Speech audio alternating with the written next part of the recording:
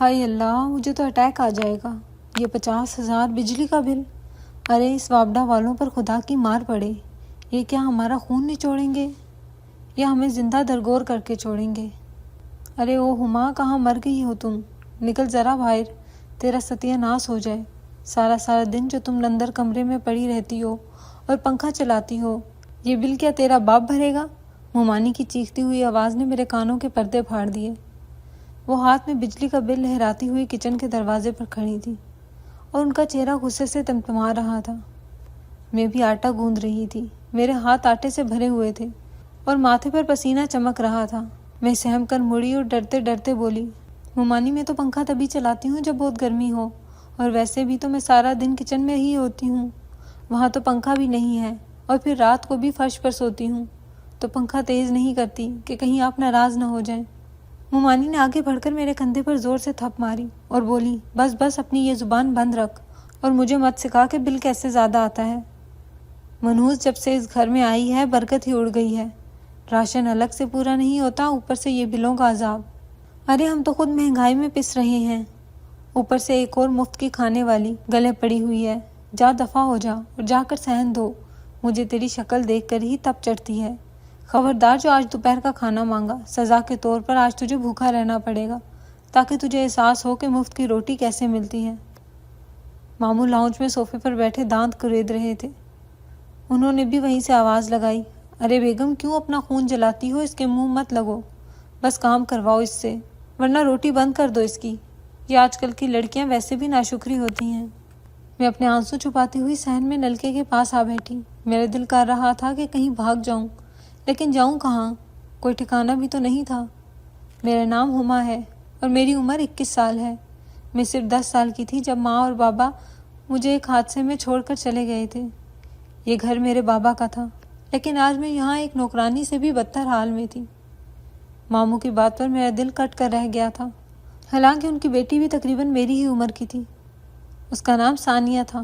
وہ کالج میں پڑھتی تھی اور گھر کے کسی کام میں کوئی دلچسپی نہیں لیتی تھی۔ سارا دن صرف فون استعمال کرتی رہتی تھی یا پھر آن لائن شاپنگ۔ ماموں کی اور کوئی اولاد نہیں تھی۔ صحن دھونے کے بعد میں گیراج کی سیڑھیوں پر بیٹھ گئی۔ وہاں سامنے کونے میں میرے بابا کی پرانی گاڑی کھڑی تھی جس پر مٹی جمی ہوئی تھی۔ میں اسے دیکھ کر سوچنے لگی کہ بابا آپ مجھے اکیلا کیوں چھوڑ گئے؟ دیکھیں مومانی مجھے کس طرح ذلیل کرتی ہیں۔ میں نے آج صبح سے ناشتہ بھی نہیں کیا تھا اور اب دوپہر کا کھانا بھی بند ہو گیا تھا۔ پیٹ میں بھوک سے مروڑ اٹھ رہے تھے، لیکن اس گھر میں میری بھوک کا احساس کرنے والا کوئی نہیں تھا۔ میں نے حسرت سے اس بند گیراج کو دیکھا جہاں بابا گھنٹوں اپنی گاڑیوں کے ساتھ وقت گزارتے تھے۔ یہ ونٹیج کار ان کا خواب تھی، وہ اسے بالکل نیا بنانا چاہتے تھے، مگر زندگی نے انہیں مہلت نہیں دی۔ اب یہ گاڑی صرف ایک کباڑ بن کر رہ گئی تھی جسے مومانی روز بیچنے کی دھمکیاں دیتی تھی۔ میں وہیں گھٹنوں میں سر دیے اپنی قسمت کا ماتم کر رہی تھی کہ اچانک گیٹ پر زور زور سے دستک ہوئی، جیسے کوئی بہت جلدی میں ہو۔ میں نے جلدی سے آنسو پونچھے اور دوپٹہ سر پر ٹھیک کیا کیونکہ ملازمہ چھٹی پر تھی اور گیٹ کھولنا بھی میری ہی ذمہ داری تھی۔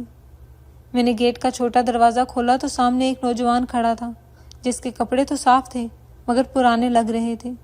قمیص کا کالر گھسا ہوا تھا اور پاؤں میں پہنی چپل بھی جگہ جگہ سے ٹوٹی ہوئی تھی۔ وہ پسینے میں شرابور تھا اور دھوپ کی شدت سے اس کا چہرہ لال ہو رہا تھا۔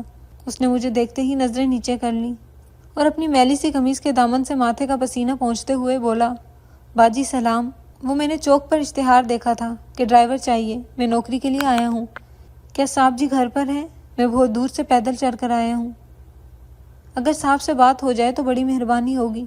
اس کا انداز بالکل سیدھا سادہ اور دیہاتی سا تھا، آواز میں تھکاوٹ اور بھوک کی جھلک تھی۔ میں نے اسے وہیں رکنے کا کہا اور اندر جا کے مومانی کو بتایا۔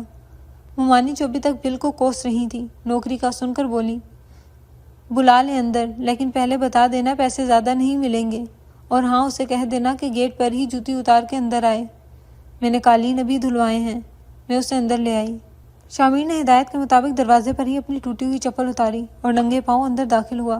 مومانی نے اسے اوپر سے نیچے تک دیکھا اور ناک بھوئیں چڑھاتے ہوئے بولی، ہاں بھائی کیا نام ہے؟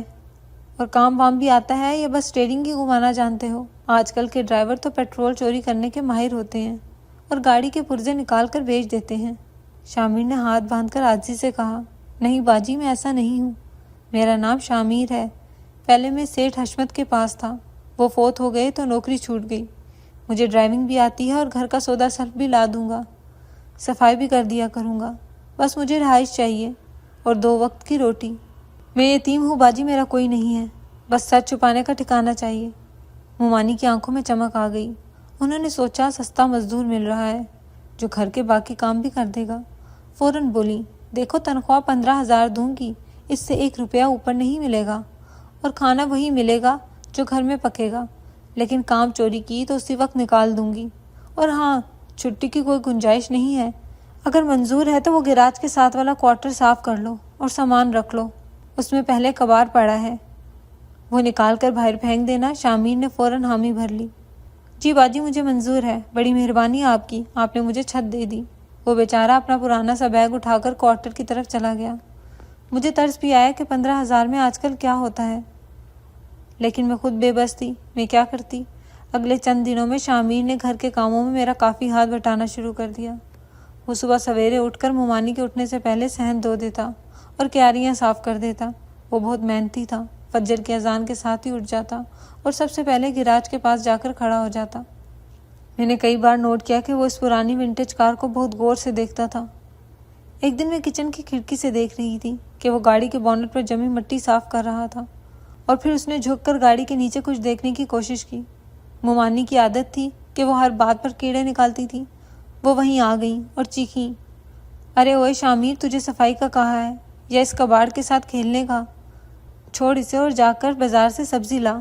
شامیر فوراً سیدھا ہوا اور جی باجی کہہ کر تھیلا اٹھا کر چل دیا۔ جب وہ سبزی لے کر واپس آیا تو مومانی نے پھر ہنگامہ کھڑا کر دیا، ارے یہ کیا ٹینڈے اٹھا لائے ہو اتنے مہنگے، اور یہ بھنڈی دیکھی ہے کتنی سوکھی ہوئی ہے، تجھے سبزی خریدنے کی بھی تمیز نہیں ہے، پیسے کیا حرام کے ہیں جو یوں لٹا رہے ہو؟ شامیر بیچارہ صفائیاں دیتا رہا کہ باجی منڈی میں یہی بھاؤ چل رہا ہے اور گرمی کی وجہ سے سبزی ایسی ہی آ رہی ہے، لیکن مومانی نے اسے خوب جھاڑ پلائی اور کہا کہ آئندہ دھیان رکھنا ورنہ تنخواہ سے کاٹ لوں گی۔ شامیر خاموشی سے سر جھکا کر ساری باتیں سنتا رہا اور پھر چپ چاپ کچن میں آ کر سبزی رکھنے لگا۔ اس کے چہرے پر تھکن تھی مگر اس نے اف تک نہ کی۔ ایک دوپہر بہت گرمی تھی اور مومانی سو رہی تھی۔ میں چھت سے کپڑے اتارنے نیچے آئی تو دیکھا شامیر گیراج کے باہر بیٹھا سوکھی روٹی کھا رہا تھا۔ شاید سالن ختم ہو گیا تھا یا مومانی نے دینے سے منع کر دیا تھا۔ مجھے بہت دکھ ہوا کہ مومانی نے اسے سالن بھی نہیں دیا، حالانکہ فریج میں رات کا بچا ہوا قورمہ پڑا تھا۔ میں چپکے سے کچن میں گئی اور سالن گرم کر کے پلیٹ میں لے آئی اور ساتھ ٹھنڈا پانی بھی لیا، اور ڈرتے ڈرتے اس کے پاس جا کر بولی، شامیر بھائی یہ سالن لے لیں، خالی روٹی کیسے کھا رہے ہیں، آپ گلے میں پھنس جائے گی۔ شامیر نے چونک کر سر اٹھایا اور مجھے دیکھا۔ اس کی آنکھوں میں نمی تھی۔ اس نے جلدی سے پلیٹ پکڑی اور بولا، اللہ خوش رکھے باجی آپ کو، بڑی بھوک لگی تھی، مالکن نے تو کہا تھا سالن ختم ہو گیا ہے۔ آپ کا بہت شکریہ۔ اس کے لہجے میں اتنی دعا اور خلوص تھا کہ میں مسکرا دی۔ میں نے وہیں سیڑھی پر بیٹھتے ہوئے پوچھا، شامیر بھائی آپ پڑھے لکھے لگتے ہیں، پھر یہ ڈرائیوری اور اتنی سخت محنت کیوں؟ کوئی اور کام کیوں نہیں کر لیتے؟ اس نے روٹی کا نوالا توڑتے ہوئے اداسی سے کہا، باجی حالات انسان سے سب کچھ کروا دیتے ہیں، پیٹ کی آگ بجھانے کے لیے پتھر بھی توڑنے پڑے تو انسان توڑتا ہے، اور عزت کی روٹی جہاں سے ملے وہیں بہترین ہے، بس دعا کریں اللہ آسانی کر دے۔ میں نے محسوس کیا کہ وہ مجھ سے نظر چرا رہا ہے، جیسے کچھ چھپا رہا ہو، لیکن اس وقت اس کی بھوک دیکھ کر میں نے مزید سوال کرنا مناسب نہ سمجھا۔ گھر کے حالات ویسے ہی خراب چل رہے تھے۔ مومانی ہر وقت ثانیہ کی شادی نہ ہونے کا رونا روتی رہتی تھی اور سارا قصور میرا ٹھہراتی تھی۔ ایک دن ان کی کوئی پرانی سہیلی اپنے بیٹے کے لیے رشتہ دیکھنے آئی۔ مومانی نے گھر میں ہنگامی حالت نافذ کر دی۔ ثانیہ کو بیوٹی پارلر بھیجا گیا اور گھر کی صفائی ستھرائی شروع ہوگی۔ مومانی نے مجھے سخت آرڈر دیا کہ خبردار، جو تم ڈرائنگ روم کی طرف بھٹکی بھی، کچن میں ہی رہنا اور چائے وہیں سے پکڑا دینا۔ میں نہیں چاہتی کہ تمہاری منحوس شکل دیکھ کر وہ لوگ بھاگ جائیں۔ تم ویسے بھی کسی کے سامنے جانے کے قابل نہیں ہو۔ اپنے یہ پرانے کپڑے دیکھو، فقیرنی لگتی ہو۔ میں سارا دن کچن میں گرمی میں مرتی رہی، سموسے تلتی رہی، پکوڑے بناتی رہی، پسینے سے میرے کپڑے بھیگ چکے تھے۔ شامیر بھی بیچارہ مہمانوں کی گاڑیوں کو سیٹ کروانے میں لگا رہا اور بھاری سامان اٹھا اٹھا کر اندر لاتا رہا۔ مہمان آئے اور ڈرائنگ روم میں ہنسی مذاق شروع ہو گیا۔ میں کچن میں کھڑی برتن دھو رہی تھی کہ مومانی نے آواز دی، چائے لاؤ۔ میں نے کانپتے ہاتھوں سے ٹرے اٹھائی اور کچن کے دروازے تک گئی تاکہ ثانیہ آ کر لے جائے، لیکن ثانیہ شاید واش روم گئی تھی۔ مجبوراً مجھے باہر نکلنا پڑا۔ میری قسمت خراب تھی کہ مہمان خاتون کی نظر مجھ پر پڑ گئی۔ میں نے سادہ سا سوٹ پہنا تھا اور دوپٹہ سر پر تھا۔ پسینے اور تھکاوٹ کے باوجود میری قدرتی رنگت نکھری ہوئی تھی۔ انہوں نے وہیں کھڑے کھڑے پوچھ لیا، ارے رضیہ، یہ بچی کون ہے؟ ماشاءاللہ بڑی پیاری صورت ہے، مجھے تو اپنے بیٹے کے لیے ایسی ہی بہو چاہیے تھی۔ یہ سنتے ہی ڈرائنگ روم میں سناٹا چھا گیا۔ مومانی کے تو ہوش اڑ گئے اور ثانیہ جو ابھی کمرے میں داخل ہوئی تھی غصے سے جل بھن گئی۔ مومانی نے فوراً بات بنائی اور ہکلاتے ہوئے بولی، ارے نہیں نہیں بہن، یہ آپ کیا کہہ رہی ہیں؟ یہ تو ہمارے دور کے رشتہ داروں کی لڑکی ہے، بس ایسے ہی گھر کے کام کاج کے لیے رکھی ہوئی ہے۔ دراصل یہ ذہنی طور پر کچھ ٹھیک نہیں ہے، تھوڑا دماغ بھی کم ہے اس بیچاری کا، دورے پڑتے ہیں اسے۔ ہم تو بس ثواب کی خاطر اسے پال رہے ہیں، ورنہ اسے کون رکھتا۔ میں نے یہ سنا تو میرے پیروں تلے سے زمین نکل گئی۔ ٹرے میرے ہاتھ میں لرزنے لگا۔ مجھے اتنا دکھ ہوا کہ مومانی نے مجھے پاگل بنا دیا، صرف اس لیے کہ کہیں میرا رشتہ نہ ہو جائے۔ مہمان خاتون نے افسوس سے کہا، او ہو، بیچاری شکل سے تو بالکل نہیں لگتا، اللہ رحم کرے۔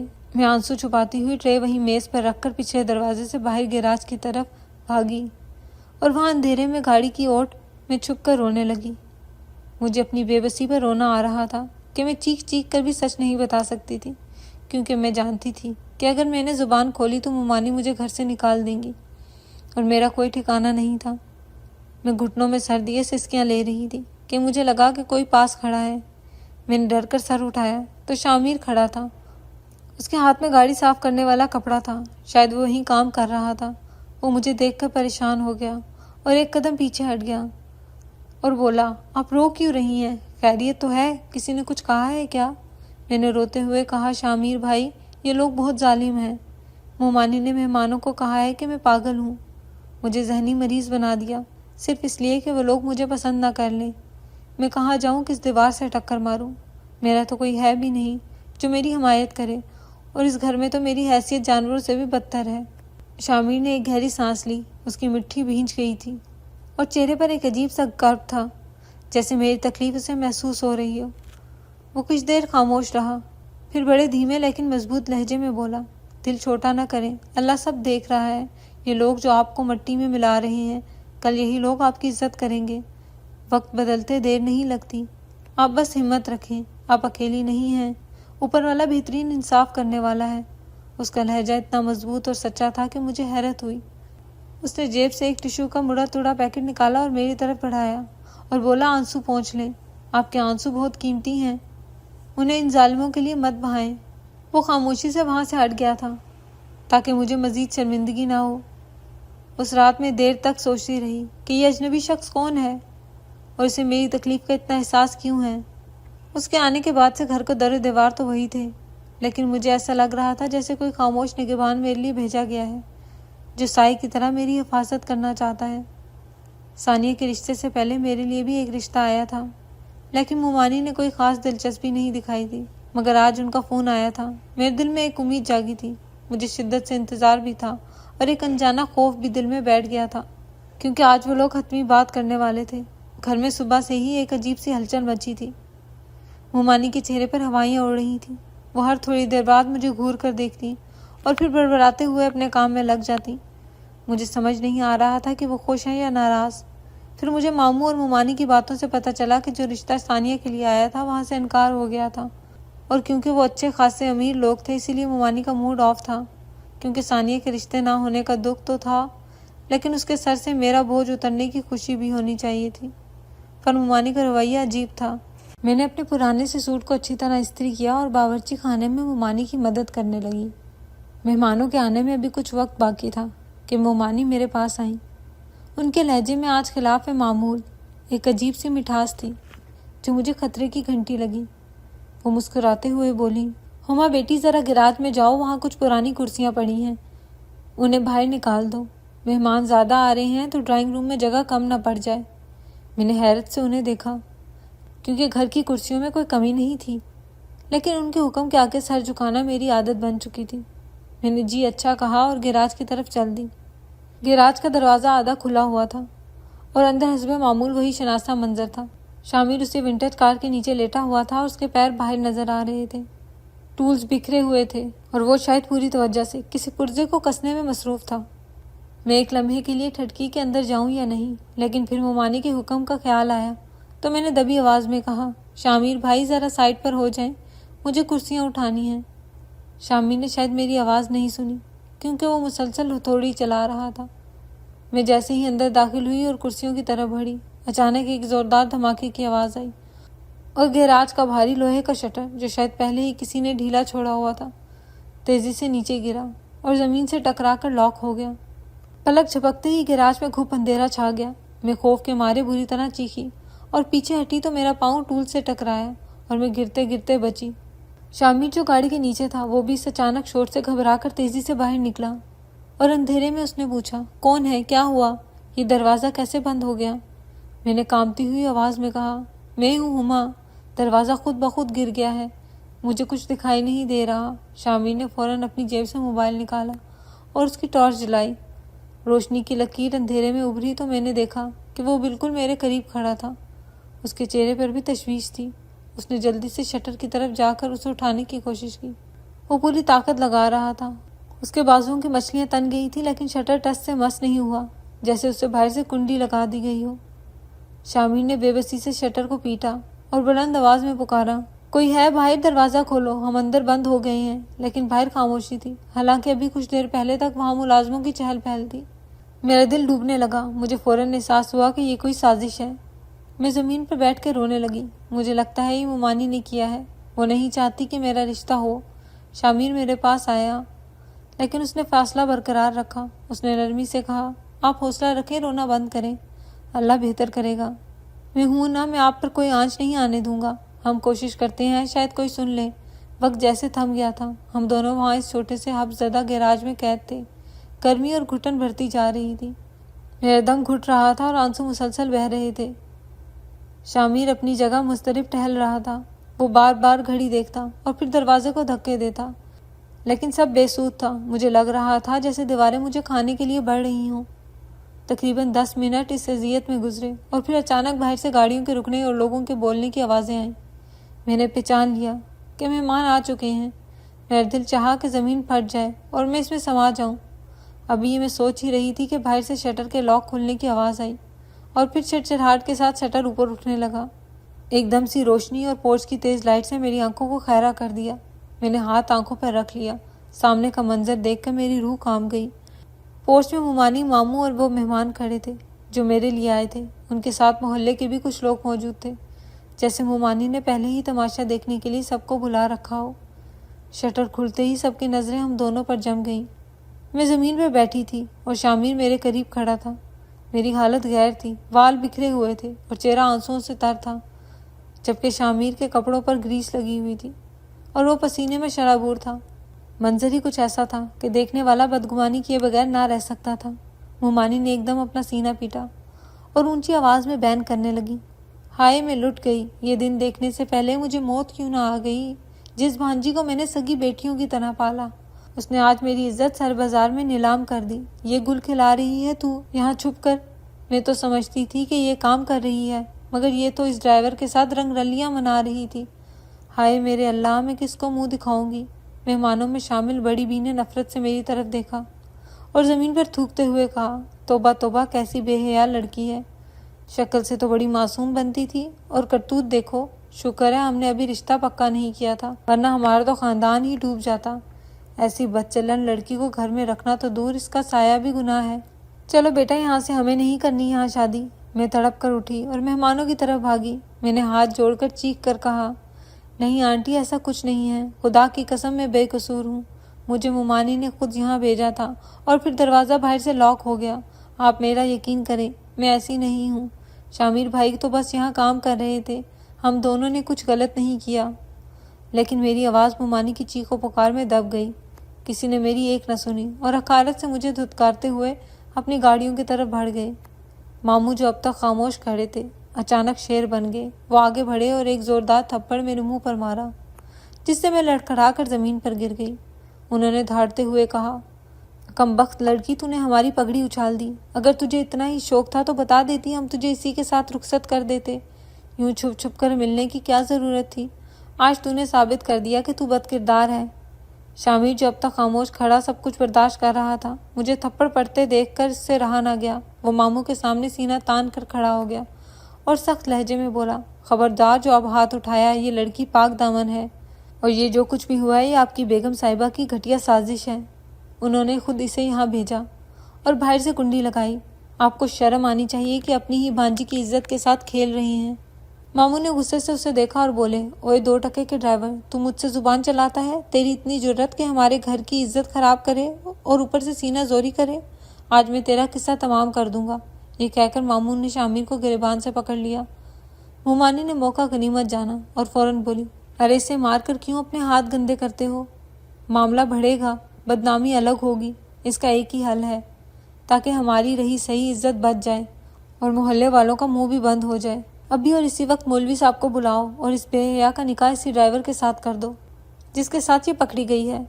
یہی اس کی سزا ہے اور یہی اس کا انجام، تاکہ یہ ساری زندگی اس ڈرائیور کے ساتھ دھکے کھائے اور یاد کرے کہ اس نے ہماری عزت کا کیا تماشا بنایا تھا۔ ماموں نے ایک لمحے کے لیے سوچا اور پھر بولے، بیگم ٹھیک کہتی ہو، یہی بہتر ہے، مولوی صاحب کو بلاؤ۔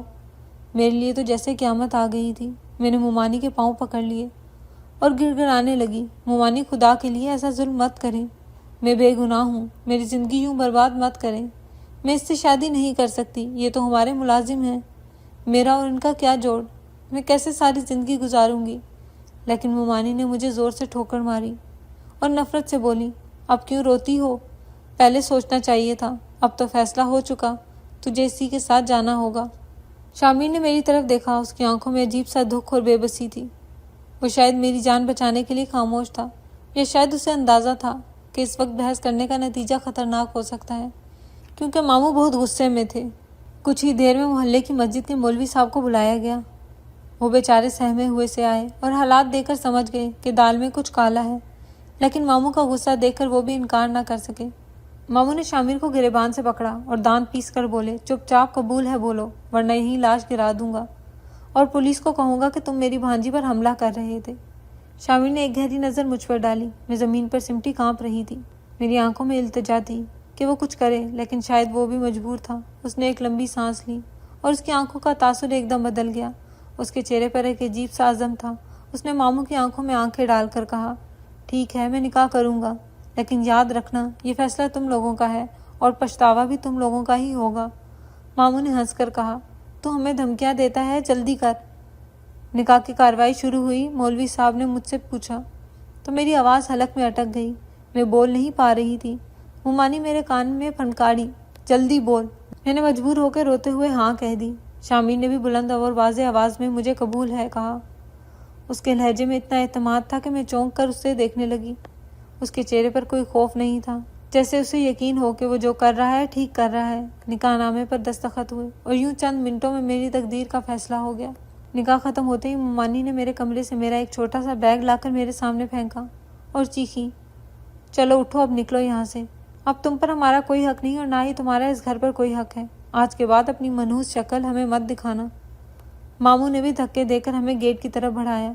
میں روتے ہوئے بار بار پیچھے مڑ کر اس گھر کو دیکھ رہی تھی جہاں میں پیدا ہوئی تھی، جہاں میرے والدین کی یادیں تھیں، لیکن آج وہاں میرے لیے کوئی جگہ نہیں تھی۔ شامر نے خاموشی سے میرا بیگ اٹھایا اور میرے بازو کو ہلکا سا سہارا دے کر بولا، چلو ہما، یہاں اب تمہارا کچھ نہیں ہے۔ ہم دونوں گھر سے باہر نکل آئے۔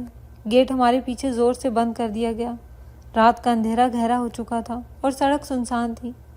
میں خاموشی سے روتے ہوئے چل رہی تھی۔ مجھے فکر کھائے جا رہی تھی کہ شامر مجھے کہاں لے جائے گا۔ کیا وہ مجھے اپنے گاؤں لے جائے گا یا کسی جھونپڑی میں رکھے گا؟ میں نے زندگی میں کبھی ایسی ذلت اور بے بسی محسوس نہیں کی تھی۔ شامر میرے پاس کھڑا رہا۔ اس نے مجھے رونے سے نہیں روکا۔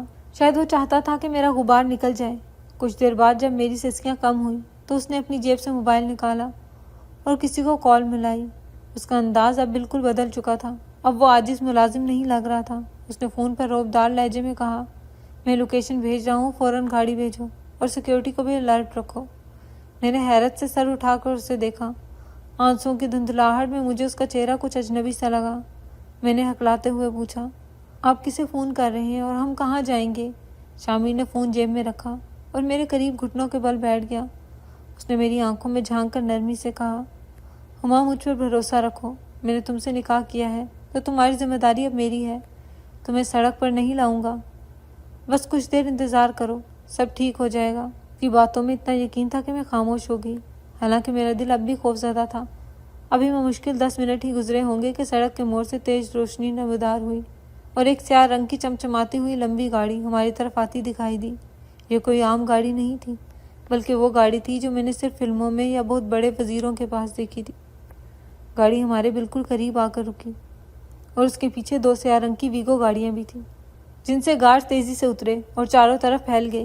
میں خوف سے شامر کے پیچھے چھپ گئی کہ شاید پولیس آ گئی ہے یا ماموں نے ہمیں مروانے کے لیے کسی کو بھیجا ہے، لیکن اگلا منظر دیکھ کر میری آنکھیں پھٹی کی پھٹی رہ گئیں۔ بڑی گاڑی کا ڈرائیور تیزی سے باہر نکلا، اس نے باقاعدہ یونیفارم پہن رکھا تھا۔ وہ بھاگ کر شامر کے پاس آیا اور جھک کر اسے سلوٹ کیا اور بولا، سر آپ خیریت سے ہیں؟ ہمیں آپ کی بہت فکر ہو رہی تھی، آپ کا فون بھی بند جا رہا تھا۔ شامر نے صرف سر ہلایا اور سنجیدگی سے بولا، میں ٹھیک ہوں، گاڑی کا دروازہ کھولو۔ ڈرائیور نے فوراً پچھلا دروازہ کھولا اور ادب سے کھڑا ہو گیا۔ شامر نے میری طرف ہاتھ بڑھایا اور کہا، آؤ ہما، گاڑی میں بیٹھو۔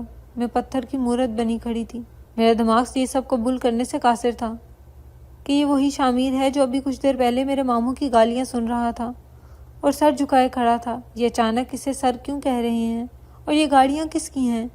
شامر نے میری کیفیت بھانپ لی، اس نے خود آگے بڑھ کر میرا بازو تھاما اور مجھے گاڑی کی نرم و ملائم نشست پر بٹھایا۔ گاڑی کا اندر کا ماحول کسی 5 اسٹار ہوٹل کے کمرے جیسا تھا، ٹھنڈی ہوا چل رہی تھی اور دھیمی خوشبو بسی ہوئی تھی۔ شامر دوسری طرف سے آ کر میرے ساتھ بیٹھ گیا اور ڈرائیور کو چلنے کا اشارہ کیا۔ گاڑی نے رفتار پکڑی تو میں نے کھڑکی سے باہر دیکھا۔ ہم اس غریب محلے سے نکل کر شہر کی سب سے مہنگی اور پوش کالونی کی طرف جا رہے تھے۔ میں نے ہمت کر کے شامر کی طرف دیکھا جو اب سیٹ سے ٹیک لگائے آنکھیں موندے بیٹھا تھا، جیسے بہت تھکا ہوا ہو۔ میں نے دھیمی آواز میں پوچھا، یہ سب کیا ہے شامر؟ آپ کون ہیں اور یہ گاڑیاں کس کی ہیں؟ شامر نے آنکھیں کھولی، اس کی نگاہوں میں اب ایک مالک کا غرور اور ایک فاتح کی چمک تھی۔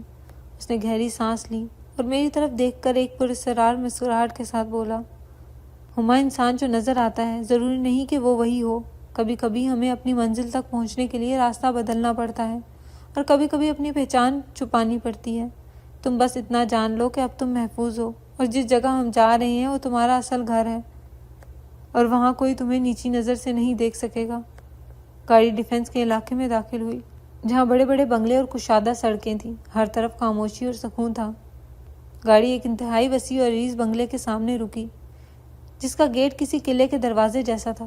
گیٹ پہ موجود گارڈز نے گاڑی دیکھتے ہی مستعدی سے سلوٹ کیا اور بھاری بھرکم لوہے کا گیٹ خود بخود کھل گیا۔ گاڑی پورچ میں داخل ہوئی تو میں نے دیکھا کہ وہاں پہلے سے کئی مہنگی گاڑیاں کھڑی تھیں۔ پورچ اتنا بڑا تھا کہ میرے ماموں کا پورا گھر اس میں سما سکتا تھا۔ گھر کی عمارت سفید سنگ مرمر سے بنی تھی اور رات کی روشنیوں میں کسی محل کی طرح چمک رہی تھی۔ میرا دل زور سے دھڑکا، کیا یہ شامر کا گھر ہے؟ اگر یہ اس کا گھر ہے تو اس نے میرے گھر میں نوکری کیوں کی؟ وہ کیوں گالیاں سنتا رہا؟ کیوں اس نے ماموں کی دھمکی برداشت کی؟ سوالوں کا ایک طوفان تھا جو میرے ذہن میں اٹھ رہا تھا۔ گاڑی رکی اور ڈرائیور نے دروازہ کھولا۔ شامر اترا اور اس نے اپنا ہاتھ میری طرف بڑھایا۔ آؤ ہما، اپنے گھر میں خوش آمدید۔ میں نے لرزتے ہاتھوں سے اس کا ہاتھ تھاما اور گاڑی سے نیچے اتری۔ میرے سامنے ایک نئی دنیا تھی، ایک ایسی دنیا جس کا میں نے خواب میں بھی تصور نہیں کیا تھا۔ میں ان ماربل کی سیڑھیوں پر قدم رکھتے ہوئے لڑکھڑا رہی تھی، میرا دماغ معاف ہو چکا تھا اور آنکھیں پھٹی کی پھٹی تھیں۔ سامنے کھڑے ملازم قطار میں جھک کر سلام کر رہے تھے اور میں بار بار پیچھے مڑ کر شامر کو دیکھ رہی تھی جو میرے پیچھے انتہائی سکون اور اطمینان کے ساتھ چل رہا تھا۔ اس کے چہرے پر اب وہ ڈھری سہمی مسکراہٹ نہیں تھی جو ماموں کے گھر میں ہوا کرتی تھی، بلکہ ایسا روب تھا کہ بڑے بڑے لوگ اسے دیکھ کر سائڈ پر ہو جائیں۔ میں نے ڈرتے ڈرتے پوچھا، شامر، یہ ہم کہاں آ گئے ہیں؟ یہ گھر کس کا ہے؟ پلیز مجھے بتائیں، یہ گاڑیاں، یہ بنگلہ، یہ سب ایک ڈرائیور کے پاس کیسے آ سکتا ہے؟ شامر نے آگے بڑھ کر میرا ہاتھ تھاما۔ اس کا لمس بہت نرم اور یقین دلانے والا تھا۔ وہ مجھے لے کر ایک بہت بڑے ہال میں آیا جہاں فانوس کی روشنیاں آنکھوں میں لگ رہی تھی۔ اس نے مجھے ایک مخمل کے صوفے پر بٹھایا اور خود میرے سامنے والے صوفے پر بیٹھ گیا۔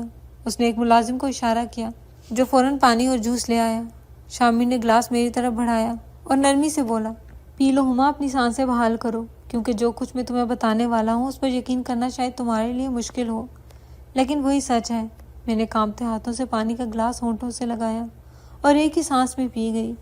پھر میں نے خالی گلاس میز پر رکھا اور التجا بھری نظروں سے اسے دیکھا اور بولی، میں اب مزید برداشت نہیں کر سکتی، مجھے سچ بتائیں آپ کون ہیں اور ہمارے گھر نوکری کیوں کر رہے تھے؟ شامر نے گہری سانس لی اور اپنی ٹانگ پر ٹانگ جماتے ہوئے سنجیدگی سے بولا، ہما میرا نام شامر ہے اور میں ملک کی سب سے بڑی ٹیکنالوجی کمپنی الیکٹرانکس کا مالک اور CEO ہوں۔ یہ گھر، یہ گاڑیاں، یہ سب میرا ہے۔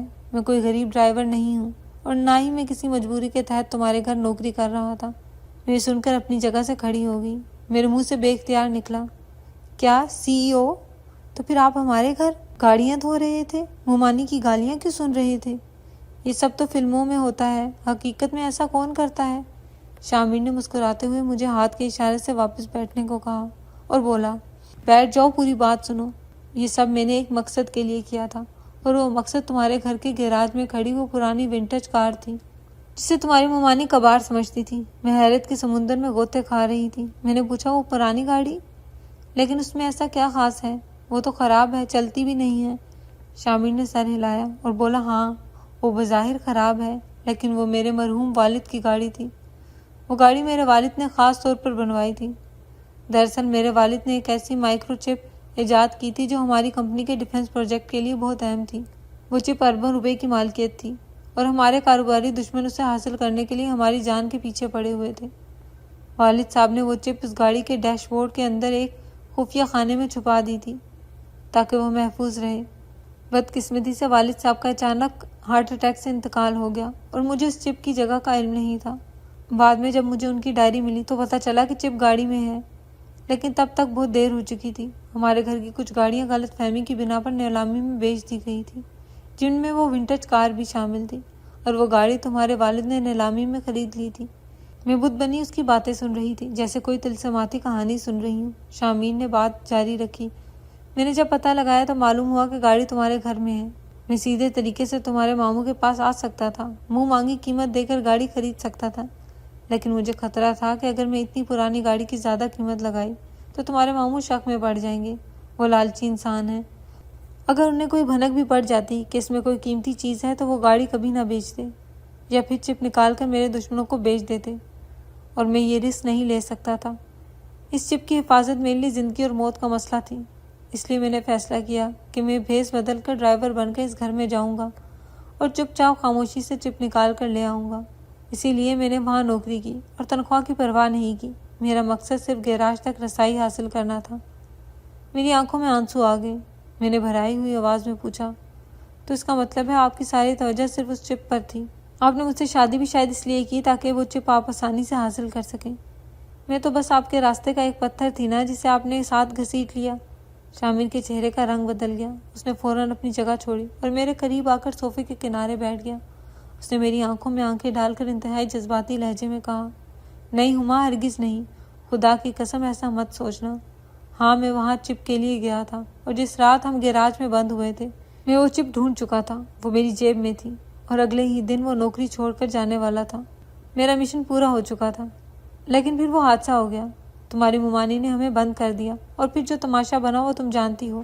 جب تمہارے ماموں نے میرا گریبان پکڑا، میں چاہتا تو انہیں وہیں گرا سکتا تھا، میرے پاس اپنی حفاظت کے طریقے تھے، یا میں پولیس کو بلا سکتا تھا، لیکن اس وقت مجھے تمہاری فکر تھی۔ میں نے دیکھا کہ وہ لوگ کتنے خود غرض ہیں، وہ تمہیں بدکردار ثابت کر چکے تھے۔ اگر میں وہاں سے چلا جاتا تو وہ تمہیں مار ڈالتے یا ساری زندگی کے لیے ذلیل کرتے۔ مجھے تم پہلی ہی جھلک میں پسند آئی تھی، معصوم اور اتنی صابر۔ میں نے ان چند ہفتوں میں تمہیں جس طرح خاموشی سے ظلم سہتے دیکھا، میرے دل میں تمہارے لیے ایک عجیب سی جگہ بن گئی تھی۔ میں نے تم سے شادی چپ کی وجہ سے نہیں کی، بلکہ اس لیے کی کیونکہ میں واقعی تمہیں پسند کرنے لگا تھا اور میں تمہیں ان ظالموں کے پنجے سے نکالنا چاہتا تھا۔ میں تمہیں تنہا نہیں چھوڑ سکتا تھا۔ شامر کی باتوں میں اتنی سچائی تھی کہ میرا دل پگھل گیا۔ میں نے روتے ہوئے کہا، مجھے سمجھ میں نہیں آ رہا کہ میں کیا کہوں۔ اللہ اس طرح سے بھی دعائیں سنتا ہے، مگر میں سوچ رہی ہوں کہ ممانی اور ماموں تو سمجھ رہے ہیں کہ میں ایک ڈرائیور کے ساتھ دھکے کھا رہی ہوں گی۔ شامر کے چہرے پر ایک سخت تاثر ابھرا۔ اس نے مٹھی بھینچ لی اور بولا، انہیں یہی سمجھنے دو فی الحال، لیکن بہت جلد ان کا یہ وہم دور ہو جائے گا۔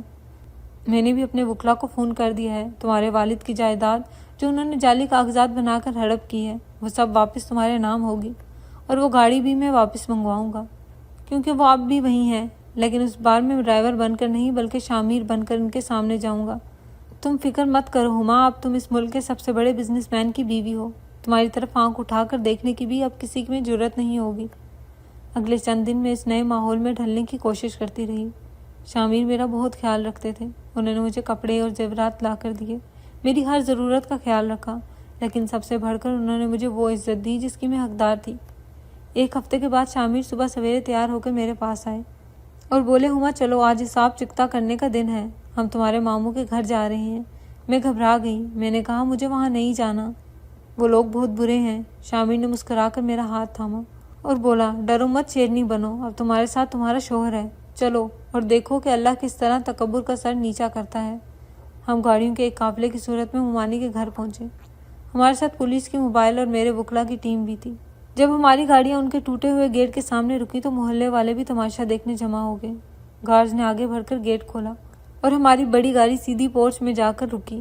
ماموں اور ممانی اور ثانیہ شور سن کر باہر نکلے، وہ شاید سمجھ رہے تھے کہ پولیس انہیں پکڑنے آئی ہے یا کوئی اور مسئلہ ہے، لیکن جب ڈرائیور نے دروازہ کھولا اور شامیر ایک قیمتی 3 پیس سوٹ میں باہر نکلا تو ان کی آنکھیں حیرت سے باہر ابل پڑی، وہ اسے پہچان ہی نہیں پا رہے تھے کہ یہ وہی ان کا پرانا ملازم ہے۔ پھر جب شامیر نے ہاتھ بڑھا کر مجھے اتارا تو ممانی کے منہ سے بے اختیار چیخ نکل گئی۔ میں نے بہت خوبصورت جوڑا پہن رکھا تھا اور میرے گلے میں ہیروں کا سیٹ تھا جو دھوپ میں چمک رہا تھا۔ ماموں ہکلاتے ہوئے آگے بڑھے اور بولے یہ تم ہو شامیر؟ اور ہما یہ سب کیا ہے؟ کس کی گاڑیاں ہیں؟ شامیر نے اپنا چشمہ اتارا اور انتہائی باوقار انداز میں بولا جی یہ میں ہی ہوں، آپ کا سابقہ ڈرائیور، یہ گاڑیاں، یہ پروٹوکول سب میرا ہے۔ دراصل میں بھیس بدل کر آپ کے گھر آیا تھا، لیکن آپ لوگوں نے اپنی چالاکی میں جو ہیرا کوڑیوں کے بھاؤ پھینکا تھا اسے میں نے تاج بنا کر سر پر سجا لیا ہے۔ ممانی دیوار کا سہارا لے کر کھڑی تھی، ان کا رنگ ہلدی کی طرح زرد ہو چکا تھا، وہ حسرت اور لالچ سے میری طرف دیکھ رہی تھی۔ شامیر نے اشارہ کیا تو وہ وکیل آگے بڑھا اور ایک فائل ماموں کے ہاتھ میں تھما دی۔ ماموں نے کانپتے ہاتھوں سے فائل کھولی۔